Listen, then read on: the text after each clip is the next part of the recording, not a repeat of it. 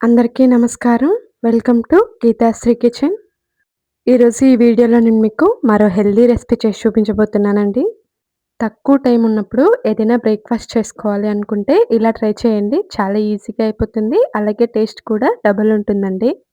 దీన్ని మార్నింగ్ బ్రేక్‌ఫాస్ట్‌లోకి కాకుండా నైట్ డిన్నర్‌లకి కూడా చాలా ఈజీగా ప్రిపేర్ చేసుకోవచ్చు. దీన్ని ప్రిపేర్ చేసుకోవడానికి ఎక్కువ పదార్థాలు కూడా అవసరం లేదండి. సింపుల్‌గా అయిపోతుంది. టేస్టీగా ఉంటుంది. లేట్ చేయకుండా వీడియోలోకెళ్ళిపోదాం. వీడియో చూసే ముందు ఒక లైక్ చేయండి. ముందుగా ఒక మిక్సీ జార్ తీసుకొని అందులోకి 2 పచ్చిమిర్చిని ఇలా తుంచి వేసుకోవాలి. అలాగే ఒక కట్ట కొత్తిమీరని ఇలా చాప్ చేసి వేసుకోవాలండి. ఇప్పుడంతా కూడా మిక్సీ పట్టేసి ఇలా ఒక గిన్నెలోకి వేసుకోవాలి.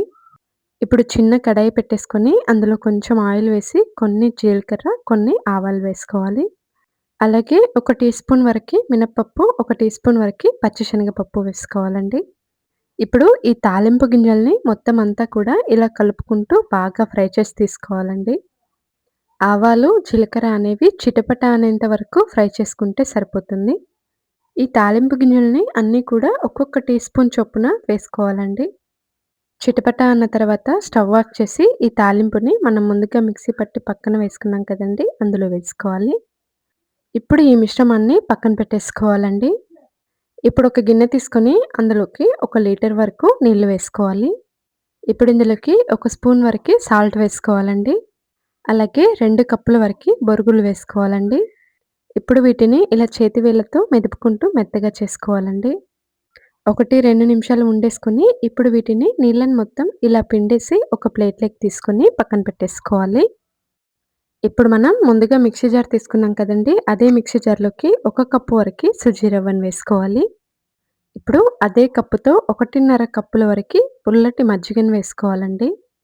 నా దగ్గర మజ్జిగ ఉన్నాయి కాబట్టి మజ్జిగ వేసుకుంటున్నాను. మీరు కావాలి అనుకుంటే పెరుగు కూడా వాడుకోవచ్చండి. ఒక కప్పు రవ్వకి 1:30 కప్పుల వరకి మజ్జిగ వేసుకోవాలి.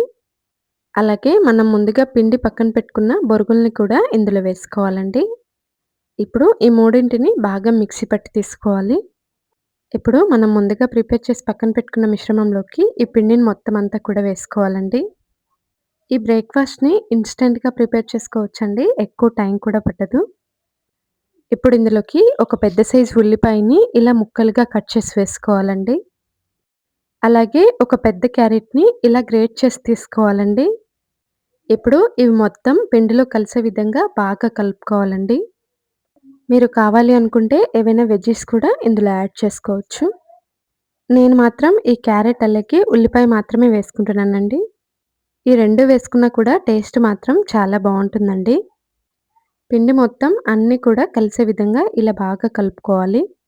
ఇప్పుడు ఇందులోకి ఒక స్పూన్ వరకి సాల్టు, అలాగే కొంచెం వంట సోడా వేసుకోవాలండి.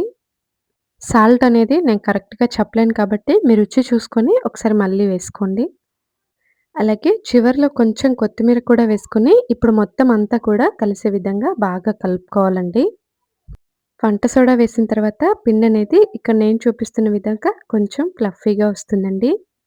ఇప్పుడు స్టవ్ ఆన్ చేసి పాన్ పెట్టేసుకొని అందులోకి ఆయిల్ వేసి ఈ విధంగా అప్లై చేసుకోవాలండి. ఇప్పుడు స్టవ్‌ని మీడియం ఫ్లేమ్‌లో ఉంచుకొని మనం ముందుగా కలిపి పక్కన పెట్టుకున్న పిండి మిశ్రమాన్ని ఈ విధంగా వేసుకోవాలి. మీరు వీటిని కావాలంటే దోసల్లాగా కూడా ప్రిపేర్ చేసుకోవచ్చండి. ఇప్పుడు ఈ పిండిని మరీ పలుచగా కాకుండా ఈ విధంగా స్ప్రెడ్ చేసుకోవాలి. రెండో వైపు కూడా లైట్‌గా ఆయిల్ వేసుకొని 2 నిమిషాల తర్వాత ఇలా రెండో వైపుకి తిప్పుకోవాలండి. వీటిని కుక్ చేసుకునేటప్పుడు స్టవ్‌ని మీడియం ఫ్లేమ్‌లో ఉంచుకొని కుక్ చేసుకున్నామంటే చక్కగా ఉడికిపోతుందండి లోపల కూడా. ఇక్కడ నేను మళ్ళీ 2 నిమిషాల తర్వాత రెండో వైపు కూడా తిప్పి చూపిస్తున్నాను చూడండి. ఈ విధంగా కాల్చుకొని తీసుకుంటే సరిపోతుంది. అంతేనండి. Thanks for watching.